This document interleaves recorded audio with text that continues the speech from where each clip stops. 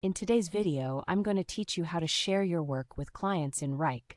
If you find this useful, consider subscribing and liking the video. Let's get started.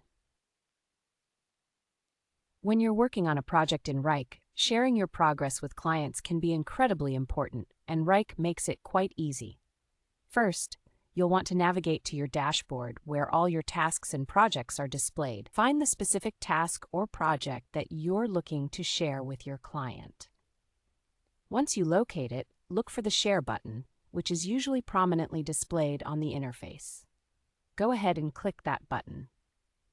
Now that you've clicked on Share, you'll see a prompt asking for the client's email address.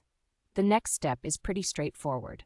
Simply type your client's email into the input field provided. Make sure you enter it accurately to ensure they receive the invitation. Once you've done that, it's time to consider how else you might want to share your work. If you prefer a more hands-on approach or want to send a direct link through a chat app or a different email, Wrike gives you an option to do just that. After you've entered the email, look for the Copy Link option. Clicking this will copy the link to your clipboard, making it easy to paste it wherever you want to send it later.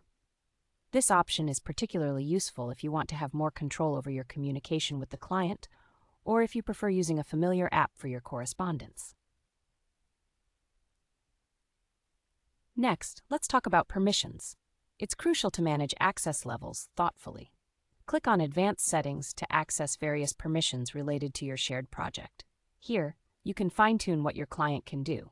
For instance, you might want to decide if they can edit documents, leave comments, or just view the work. Choosing the right level of access is key to maintaining control while also keeping your clients in the loop. Now, if you only want to share specific parts of the task or project rather than everything in your workspace, you can utilize a feature called Selective Sharing. This is found within the Advanced menu. By selecting this option, you can ensure that your client sees only what you wish to share, keeping any internal information away from their view. It's a handy tool for managing sensitive or confidential information, while still providing transparency on the parts of the project that matter most to your client. Once you've adjusted all these settings to your satisfaction, the last step is to save your changes. Don't forget to click Save.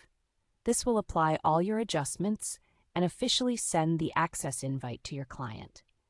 It's a simple yet effective way to ensure that your clients are kept informed and can engage with your work as needed. And there you have it. Sharing your work with clients in Wrike is straightforward and efficient.